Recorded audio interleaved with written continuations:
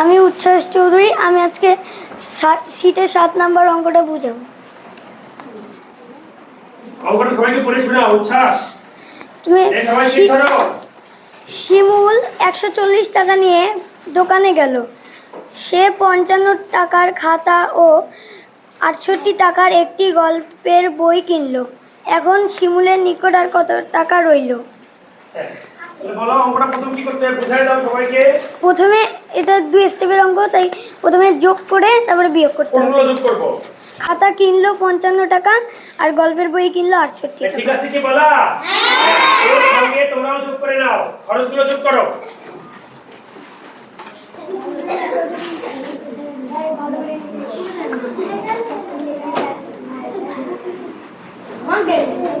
ওর সঙ্গে তোমরাও খরচগুলো যোগ করে নাও। খাতা কিনলো 55 টাকা। লেখো লেখো লেখো। বোঝা যাচ্ছে? তুমি ভুল বলছো কেন? লেখা তো বোঝা যাচ্ছে, একটু লেখা ছোট হয়েছে তাই তুমি বুঝতে পারবে। কিন্তু কত বোঝার দরকার নেই আমার,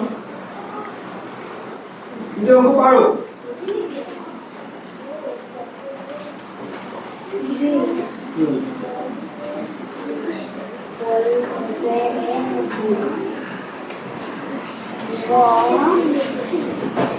ও কি লিখেছে? খাতা কিনলো 55 টাকা আর গল্পের বই কিনলো কত টাকা? 68 টাকা। সবাই লিখে নাও। এই খরচগুলো যোগ করে কি লিখছো? সরি মোট খরচ। স্যার, হাতে মিশাও, হাতে মিশাও। হ্যাঁ, ভয় নেই। ভয় পাচ্ছ কেন তুমি? স্যার ভয় কখন পাচ্ছি? মোট হ্যাঁ খরচ যোগ করে দেখাও কিভাবে যোগ করা হয়। যোগটা বুঝে দাও সবাইকে। হ্যাঁ বলো। 8 থেকে 5 ঘর পর্যন্ত গুনবো। হ্যাঁ। 9, 10, 11, 12, 13। হ্যাঁ, আমরা এখানে প্রথমে 13 3 লিখবো, হাতে থাকবে 1। গুড। এখানে 6 আছে, 6 সাথে 1 যোগ করলে হবে 7।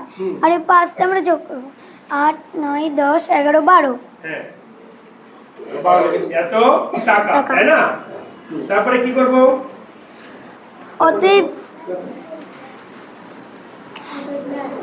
অতএব দিয়ে লিখবো।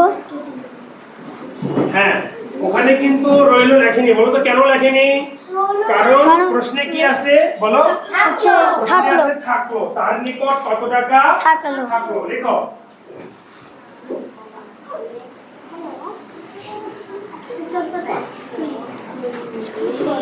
140 বিয়োগ 23। তারপরে কি হবে? এটা আমরা অন্য জায়গায় রাফ করব। আচ্ছা ঠিক আছে, রাফ করে নাও। অন্য জায়গায় রাফ করে নাও। দেখো ও কিন্তু পাশাপাশি যে যোগটা আছে সেই যোগটাও অন্য জায়গায় উপরে নিচে করে দিচ্ছে, তাই না?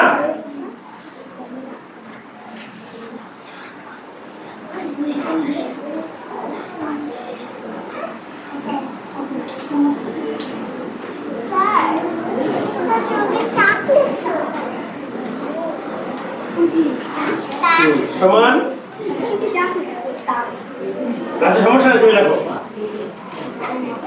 কত টাকা হচ্ছে? 17 টাকা। এই 17 উত্তর কি ঠিক আছে? ও যে বিয়োগ করছে বিয়োগটা কি ঠিক আছে? ঠিক আছে, লিখে নাও 17 টাকা। আমি কি লিখতে হবে? উত্তর।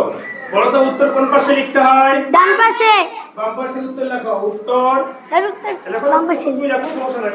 তো ঠিক হচ্ছে। উত্তর 17 টাকা। 17 টাকা। এই আমার এই পড়া ঠিক আছে? হ্যাঁ। তাহলে উত্তরটা হাততালি হয়ে যাক। Thank you sir. ধন্যবাদ তোমাকে।